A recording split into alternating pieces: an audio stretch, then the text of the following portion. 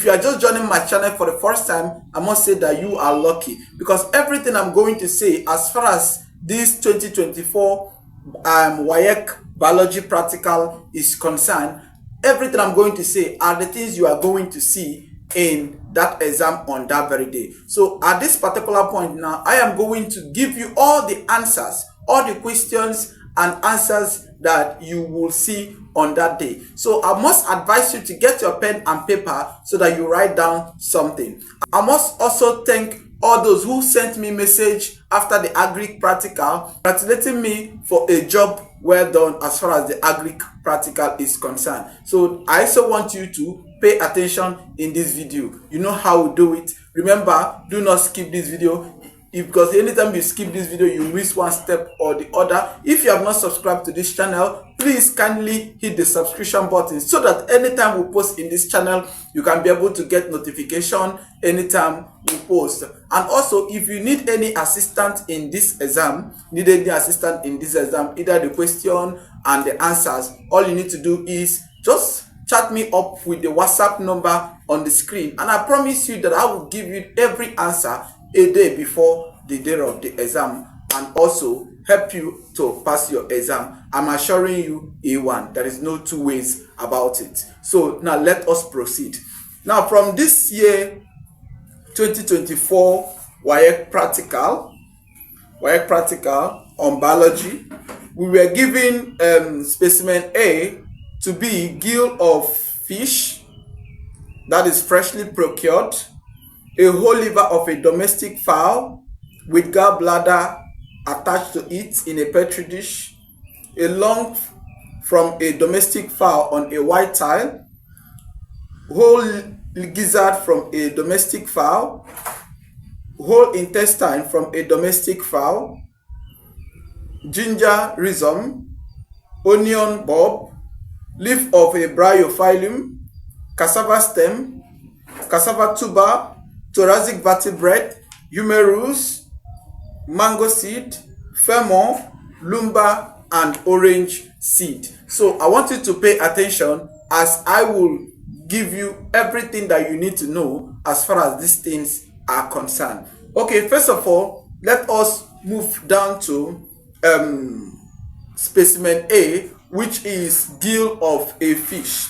Gill of a fish. Now, when we talk about the gill of a fish, yes, the gill of a fish, it is made up of the raca on the upper limb, the dorsal, the gill bar, the mandel, the gill filament, the gill arc, the gill raca, the gill limb, and the ventral. So as far as this practical is concerned, please, I want you to learn how to draw this fish gill. It is very, very important. WAEC will not fail to ask you to draw it.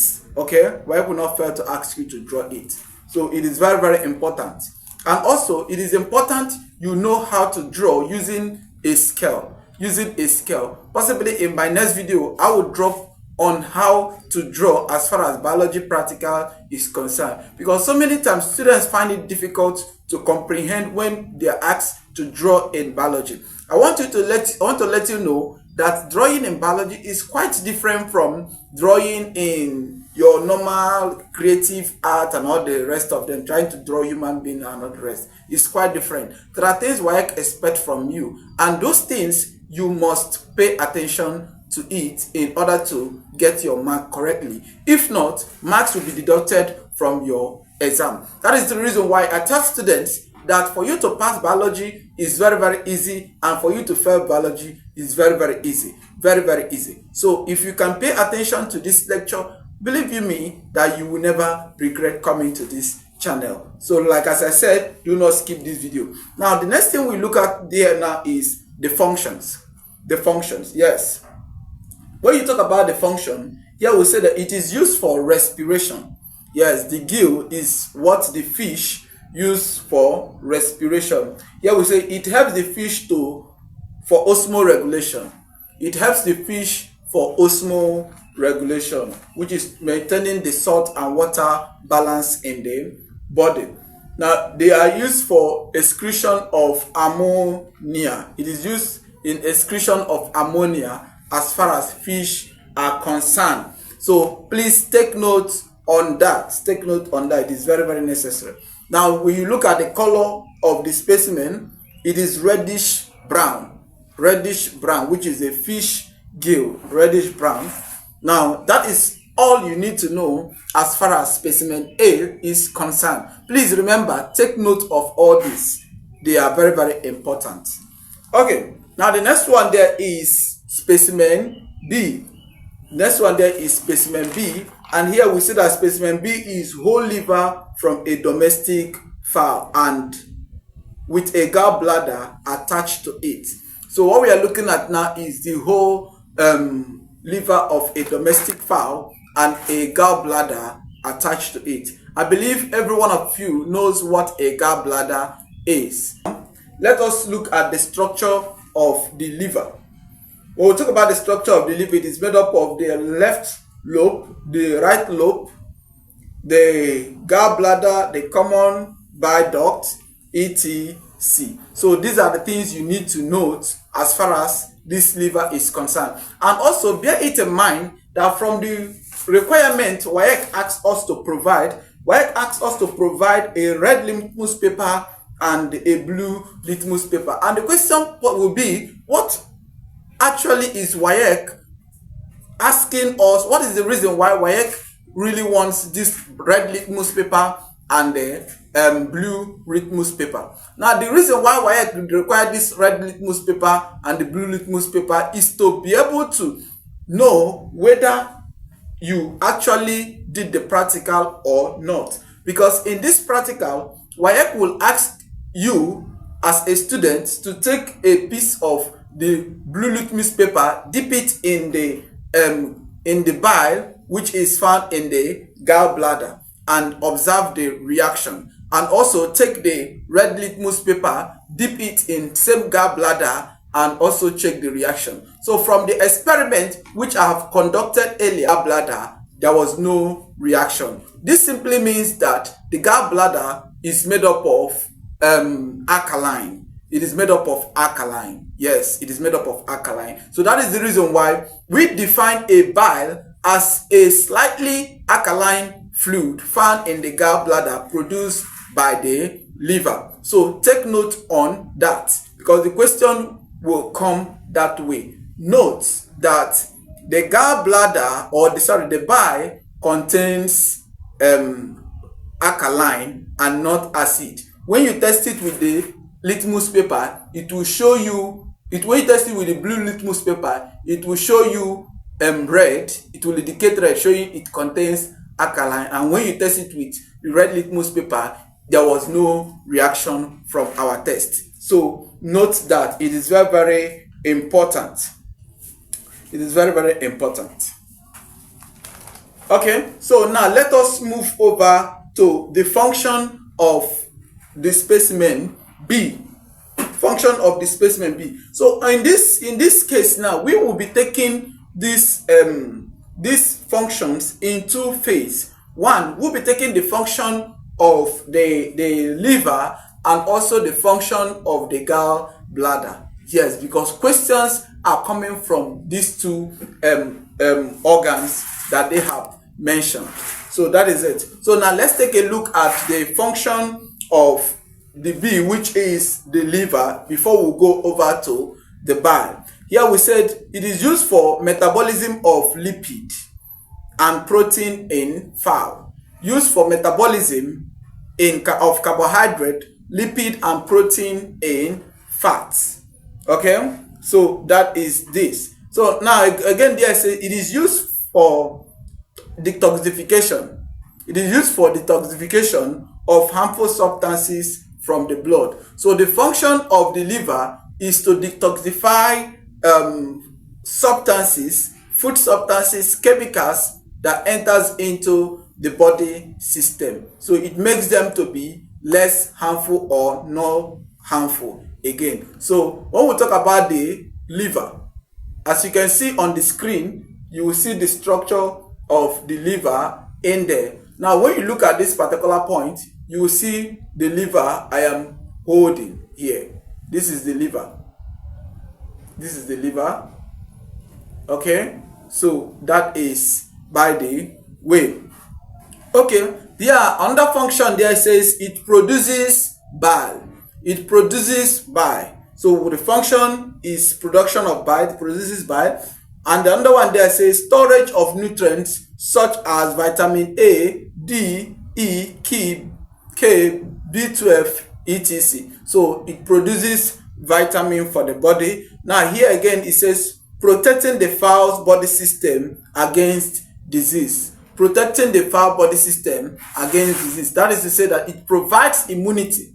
It provides immunity to the body system of the fowl against diseases. So that is the function of the liver. So please take note on all this. Take note on all this. Now the next one there says, let's talk about the function of the gallbladder. The function of the gallbladder.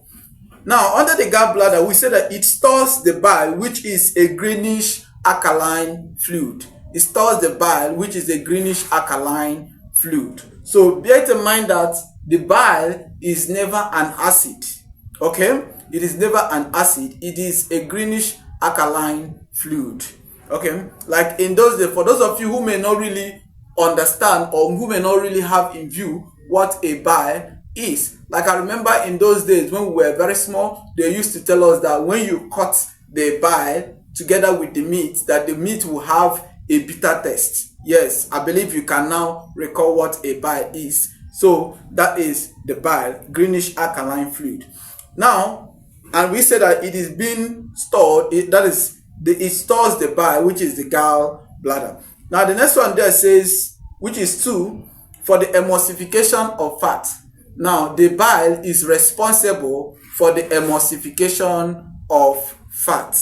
Now what we are actually looking at there now is the bile and not the gallbladder. The gallbladder is where the bile is formed, which is where we can find, which is just like a sac, a transparent sac that protects the bile. But what performs the functions mainly is the bile itself.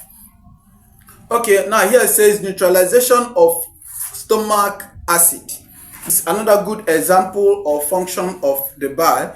It's aids digestion of food by enzymes. Aid digestion of food by enzymes. So, like as I said earlier, when the stomach becomes acidic or when the digestive system becomes acidic, the enzymes in the body finds it difficult to act on it. So it is now the duty of the bile in the stomach or in the digestive system to act on it, reducing the acidity of the food, enabling enzymes to be able to act on it effectively. Okay, so that is by the way. These are things you need to know about the liver. So now let's go over to specimen C. Let's go over to specimen C.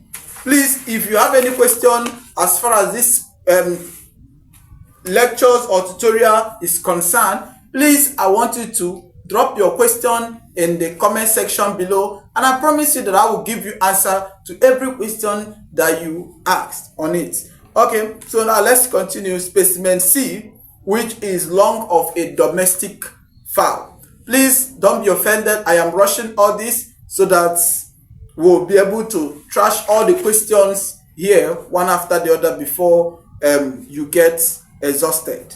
Okay, so now the next one there is the lungs, domestic lungs, which is the specimen C, domestic lungs. Now under the domestic lung, we have the trachea, we have the right bronchus, we have the bronchus, we have the right lungs, we have the left lungs, we have the bronchiole, and we have the alveolum. All these we've mentioned are all parts of a lungs, part of domestic lungs. So please learn how to draw all this. They are very, very important.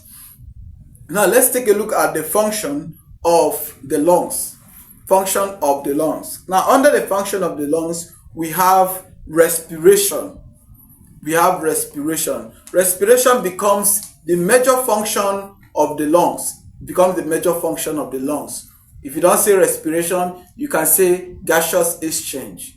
That is the major function of the lungs. So now here we have the next one. Specimen in this 2024 WAEC Practical Biology is specimen D, which is gizzard of a domestic fowl. The gizzard of a domestic fowl. Now, we all may have seen the gizzard of a domestic fowl. So this is the gizzard of a domestic fowl. Okay, this is the gizzard. It has been torn open when I was dissecting it, carrying out the practical. I opened it. Okay, so that is by the way. So now let us look at the function of this particular organ in a domestic fowl. Under this, we have the function. Here we said it helps in digestion of food.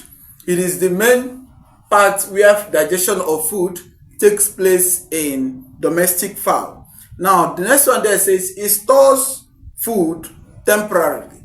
That is a medium where food is stored in the domestic fowl temporarily before it moves to the other part of the digestive organs. Okay, so now let's look at the content, because WAEC will automatically ask you to tear this into two and check out what it contains. So from here now, we said it contains stones.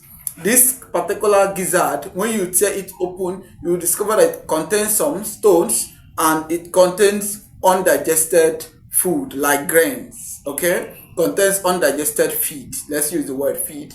Contains undigested feed like grain. Okay, good. So that is by the way. So now let's quickly move over to another specimen, which is intestine from a domestic fowl. Okay, so now look at this. When you are asked to identify a particular specimen, have it in mind that what you are asked to say is the name of that particular organism or of that particular specimen that you are being given. Okay, so this is the intestines of a domestic fowl. The intestine of a domestic fowl. Okay, so now let's take a look at the function of the intestines of a domestic fowl. Here we say absorption of nutrients from digested food.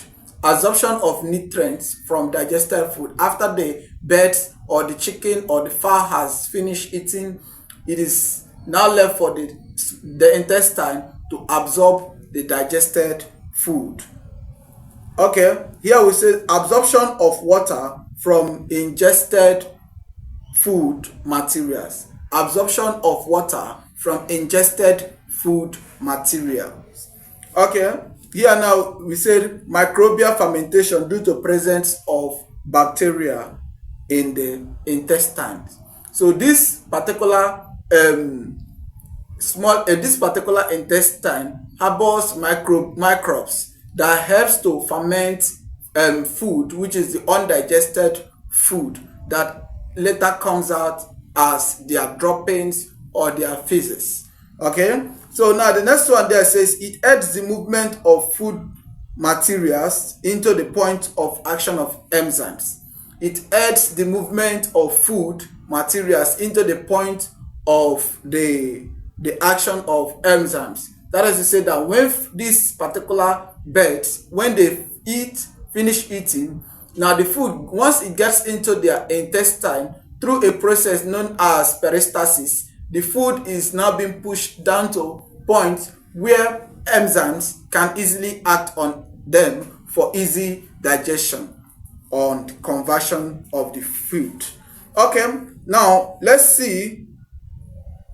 look at the common function between specimen A and the specimen C. What is our specimen A? Our specimen A is the gill of fish, and C, which is lung from a domestic fowl. The lung from a domestic fowl. Now here we are done with this particular one. So another question that will automatically pop out during your exam is common function between specimen A and the specimen C. And here we said it is used for respiration in animals. The common function or the common relationship between specimen A, which is the gill of a fish, and specimen C, which is the lung of a domestic fowl, is respiration. That is their common function, respiration. The both of them does the same thing. But when you talk about their differences, they have a lot of difference. Okay, so but WAEC will not ask you about the difference. What they will only ask you is the common function between this and that. Okay, now let's go over to specimen F. Specimen F, which is ginger. Yes, gingerism. The gingerism. Now go and learn how to draw a gingerism. It is very, very important. Now when you look at this, you talk about the family, which is Gimberaceae. Please forgive me if I didn't call it the way you want. Gimberaceae. Now here we have the lifespan. Ginger is a perennial crop. Now we talk about the botanical name. The botanical name is Gingiba officinale. So that is what you need to know about the ginger. That's what you need to know about the ginger. So when you talk about the ginger, you talk about their structures, you talk about their labeling. Please learn it very, very well, because it is very, very important as far as this practical is concerned.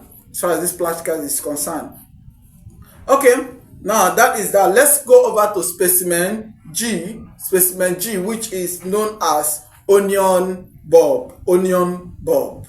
Okay, onion bulb. Now under the onion bulb, you have to draw and label an onion board. The drawing is on the board there. Okay, so you talk about the family. The family is Amaryllidaceae. Okay, now let's look at the similarities between G, F, and H. Now what is our G? Our G is onion bulb. F is gingerism, and the H, which we have not discussed, which is bryophyllum. Okay, so let us look at the similarities between these three specimens that I've mentioned now and the one we are about to say. Now between F, which is gingerism, onion bulb, and the bryophyllum. Now here we say both are underground modified stem. Yes, they are underground modified stem. That is one thing you must note. Now another thing there says both are primarily for food. All of them are primarily for food. Now they can give rise to new plants from their bud.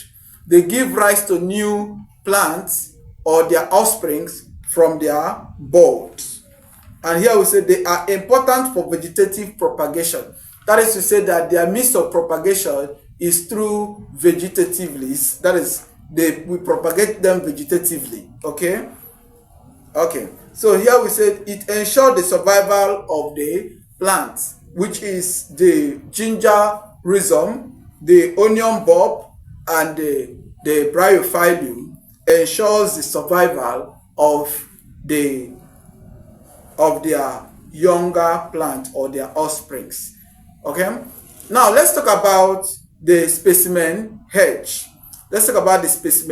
Which is leaf of a bryophyllum. Now if you look at the leaf of a bryophyllum, you will discover that it has some buds, it has shoots, it has adventitious roots. So you try and learn how to draw it and also how to label it. Now let's look at their means of propagation. The way we propagate them, which is the way we plant it, is through their leaf. So they undergo vegetative propagation. It undergoes vegetative propagation. Okay, so we propagate them using their leaf. When their leaf falls on the ground on a favorable soil, then it begins to produce roots, and before you know what is happening, their younger ones, which is their shoot, will begin to come out. That is how it is being propagated. Now the next one, which is specimen J, becomes cassava stem. Cassava stem. Now the cassava stem, if you look at the structure, now cassava stem is propagated through stem cutting. Cassava stem is propagated through stem cutting. Please take note of all this that I'm saying. They are very, very important as far as this exam is concerned, because WAEC will never fail to ask you based on everything I am telling you. At least those who wrote agricultural science practical can attest to that. Okay, now the next one there is specimen K, which is cassava tuber. The cassava tuber. Now you go and you see how it is being drawn, the labeling and all the rest. Now the next one there is the thoracic vertebrate. The thoracic vertebrate. Okay, so you go and learn the transverse section and the longitudinal section of a thoracic vertebrate. How to draw it. It is very, very important you note. In human, they are 12 in number. In rats, they are 13 in number. And it is located at the chest region. It is located at the chest region. Now, the next one there is specimen M, which is the humerus. The humerus. From the labeling there, or the drawing, you can see the head of the humerus, the anatomic neck, the coronoid fossa, and the trachea, as well as the radial fossa. So all these that I've mentioned are the things you are expected to list out as far as this practical biology WAEC is concerned. Okay. Now, what kind of joints is found in this humerus? The kind of joint that is existing in humerus is what we call the ball and the socket joint. So the head of the humerus forms the ball, while the point, that is the shoulder where it is being attached to, forms the socket. Okay. Now here we say that it is found at the upper arm bone. It is found at the upper arm bone. That is where the humerus is found. So I want you to take note of that. Very, very important. Okay, now let us go over to specimen N, which is dry mango seed. Dry mango seed. So under this dry mango seed, we will talk about it when we begin to talk about the specimen, which is the last specimen, which is orange seed. Dry orange seed. So let us move over to the next one. Now here we have the upper leg bone. The upper leg bone, which is the femur. Which is the femur. The femur bone. So the femur bone is found at the upper leg bone. It is found at the upper leg bone. So go over to the next one, which is specimen Q, known as the lumbar vertebra. The lumbar vertebra. So I want you to take a look at the structure of the lumbar vertebra. Here we have the vertebral body, we have the vertebral foramen, we have the pedicel, we have the lamina, we have the mammalia process, we have the sponneous process or the spine. Okay, so knowing how to label, draw and label it will earn you your mark. Now under one there says the location of this lumbar vertebrate.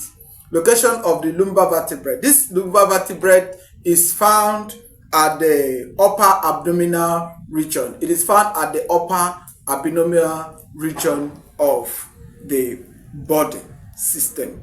Okay, now here, in conclusion, between this specimen Q, the specimen L, specimen M, specimen P, and specimen Q. Now, generally, they are found in vertebrate. They are found in vertebrate animals. Invertebrate animals. Now, and their phylum is what we call chordata. Please don't fail to understand this. Animals where these structures are found is the Animalia kingdom, based on their classification. Under their phylum, they are chordata. Okay? And they are all vertebrates. Okay? Their kingdom is Animalia. Their phylum is chordata. That is by the way. Okay, so now let's look at the other specimen, which is the last specimen in this specimen, known as specimen R, which is dry seed of orange. Dry orange seed or dry seed of orange. Anyone. Orange, dry orange seed. Okay. So under the dry orange seed, now we have the structure. Under the structure, we have the seed coats, we have the cotyledon, we have the endosperm, we have the hypocotyl, and we have the radicals. Now, under this, when we talk about the cotyledon, it is a dicotyledonous plant. It is a dicotyledonous plant. Now, when we talk about the lifespan of the plant, it is perennial crop. It is a perennial crop or perennial plant. Now, let us now look at difference between specimen N and specimen R. Now, what is our specimen N? Our specimen N is mango seed, and our specimen R is dry orange seed. Let's compare between these two seeds. Now, here we said under the specimen N, which is mango seed. Now here we said it is large, flat, and have oval shape. It is large, flat, and have oval shape. Why that of orange seed? We said that it is small, teardrop in shape. It is small and teardrop in shape. Now the next one there says under N, which is the mango seed, it is rough and fibrous. It is rough, the seed is rough and fibrous. Why that of orange seed, it is smooth with no fibrous. Now the next one there says it is thick, tough, and difficult to open. It is thick, tough, and difficult to open. Now here it says it is thin and easy to open. It is thin and easy to open. So those are the things you should be expecting as far as 2024 WAEC Biology Practical is concerned. Please, like as I said earlier, if you have any question, anything that is confusing, all you need to do is quietly drop a comment or a message or the questions on the comment section. As far as I see it, I will reply to you. I try as much as possible to reply all my messages, despite the fact that the messages comes in a very large number, but I will reply it. And remember, if you want assistance as far as this WAEC is concerned, all you need to do is you chat me up with my WhatsApp number. I will add you to my group where I supply all the answers to every question, starting from mathematics, physics, chemistry, biology, literature, geography, in short, name them, economics, all of them are all present there. I will supply everything to you. Okay, so thank you for watching my videos today. Remember to subscribe before you leave and share this video to any student who will be writing WAEC this year. Thank you and God bless you.